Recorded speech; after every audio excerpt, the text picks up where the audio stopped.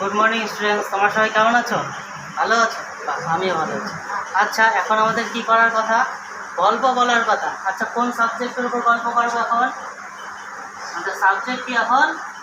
English, তাই না? আচ্ছা, গতকালও তো আমরা ইংলিশ বিষয়ের উপর একটা গল্প করেছিলাম, তাই না? সবার মনে আছে কি গল্প করেছিলাম? আমরা কি করেছিলাম? পার্টস অফ স্পিচ পড়েছিলাম, তাই না? 8টি পার্টস অফ স্পিচ ছিল। তার মধ্যে আমরা কি কি পড়েছিলাম? নাউন, প্রোনাউন, অ্যাডজেক্টিভ, ভার্ব আর আর্টিকেল পড়েছিলাম, তাই তো? আর এগুলো দিয়ে আমরা কি করেছিলাম? ছোট ছোট বাক্যও তৈরি করেছিলাম, তাই না? আচ্ছা রাম, তুমি একটা বাক্যের উদাহরণ দাও দেখি। He is a boy. Bus, very good. আজকেও আমরা কি করব? এই রকমই একটা সুন্দর গল্প করবো, কেমন? আচ্ছা, তার আগে বলো তো, তোমরা সবাই ট্রাফিক পুলিশ দেখেছো তো? ট্রাফিক পুলিশ কী করে রাস্তায়? রাস্তাগুলি কি গাড়িগুলির দিক ঠিক করে দেয়, তাই না? হ্যাঁ, দিক ঠিক করে দেয়। আর কি ঠিক করে দেয়? গাড়িগুলি কখন যাবে, তাই না? অর্থাৎ গাড়িগুলির সময়ও বলে দেয়। আর কি বলে দেয়? গাড়িগুলি কোথায় দাঁড়াবে, কোনো গাড়ির সামনে দাঁড়াবে না পিছনে দাঁড়াবে, কোন যদি ব্রিজ থাকে তার উপরে দাঁড়াবে নাকি নিচে দাঁড়াবে, অর্থাৎ গাড়িগুলির অবস্থানও বলে দেয়, তাই তো? অর্থাৎ পজিশনও বলে দেয়। আচ্ছা, যদি এই রকম হতো, ট্রাফিক পুলিশ রাস্তায় থাকলোই না বা ট্রাফিক পুলিশ কোনো রকম ইশারা করলোই না, তাহলে কি হতো বলো তো? গাড়িগুলি তো গুলিয়ে যেত আর রাস্তা জ্যাম হয়ে যেত, তাই না? এই রকমই আমরা যে গতকাল বাক্য তৈরি করা শিখেছিলাম না, তার বাক্যেও দেখা গেল কিছু কিছু ক্ষেত্রে জ্যাম হয়ে গেল, অর্থাৎ বাক্যের অর্থই বোঝা গেল না। কীরকমভাবে? আচ্ছা, আমি একটা বাক্য লিখছি, কেমন? আমি লিখলাম, the ball is the box. আচ্ছা, তোমরা সবাই আলোচনা করে বলো তো দেখি, এই বাক্যটি পরে তোমরা বলবে, হোয়ার ইজ দ্য বল? বলটি কোথায় আছে? The ball is the box. বোঝা যাচ্ছে না, তাই না?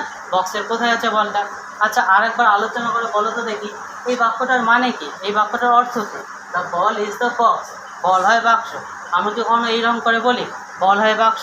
বলি না, তাই না?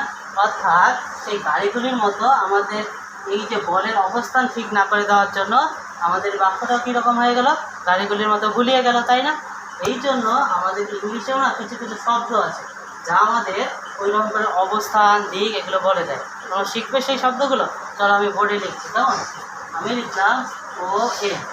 আচ্ছা বলো তো, ও এন এর উচ্চারণ কী হয়? অন। আমরা সবাই একসঙ্গে বলবো, কেমন? ও এন এর উচ্চারণ হয় অন। উপরে বোঝাতে সবাই একে না, তাহলে কোনো কিছু উপরে বোঝানোর জন্য আমরা কাকে নেবো? অনকে নেবো। এরপরে রয়েছে ইউএন আর, আন্ডার।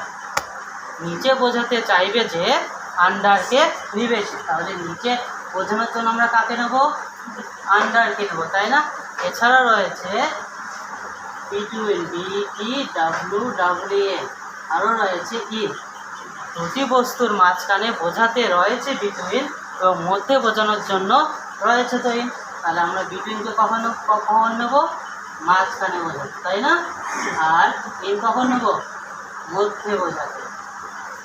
আচ্ছা, তাহলে আমি ওই সেন্টেন্সটা, ওই বাক্যটা আর একবার লিখছি, কেমন? আমি কি লিখেছিলাম? The ball is the box. আমি এবার লিখলাম the ball is on the box.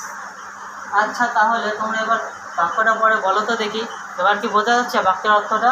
The ball is on the box, অর্থাৎ বলটি কোথায় আছে? বাক্সের উপরে আছে, তাই না? যদি এইরকম কোনো একটা বাক্স থাকে তাহলে তার বলটা কোথায় আছে? এইখানে আছে। বোঝা গেল সবার?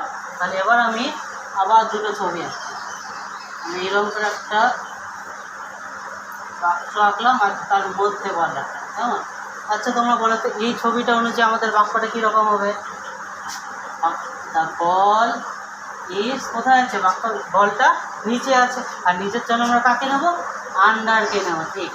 Under the box. আচ্ছা দেখো তো, এই বাক্যে বল কোথায় আছে? মধ্যে আছে, তাই না? তাহলে দ্য বল ইজ, মধ্যের জন্য আমরা কাকে নেব? ইনকে নেব, ইন দ্য বক্স। এই যে আমরা আজকে অন, আন্ডার, ইন এগুলো জানলাম না, এগুলোও কিন্তু আমরা যে পার্টস অফ স্পিচ সম্পর্কে জেনেছিলাম তার মধ্যে একটা পার্টস অফ স্পিচ। এগুলোর নাম কি জানো? আচ্ছা দেখো তো, এরা কোথায় বসে আছে? এদের পজিশন কোথায়? এটা কি নাউন? আমরা তো আগে জেনেছি, এগুলো তো নাউন। আর এরা কোথায় বসে আছে? নাউনের পিতে বসে আছে, তাই না? অর্থাৎ ডাউনের আগে বসে আছে, তাই তো? ওই জন্য এগুলোর নাম কি জানো? প্রিপজিশন। বোঝা গেল সবার? আচ্ছা, তাহলে আমি দুটো স্তম্ভ আঁকছি, কেমন? তাহলে এ স্তম্ভ আর একটা হলো বি স্তম্ভ। আমি এখানে কিছু ছবি আঁকছি। তোমরা কি করবে, সবাই মিলে আলোচনা করে এই স্তম্ভটা মেলানোর চেষ্টা করবে, কেমন? আজকে তাহলে এখানেই থাক। এর পরের দিন আমরা এইরকম আরও অনেক প্রিপজিশন সম্পর্কে জানবো।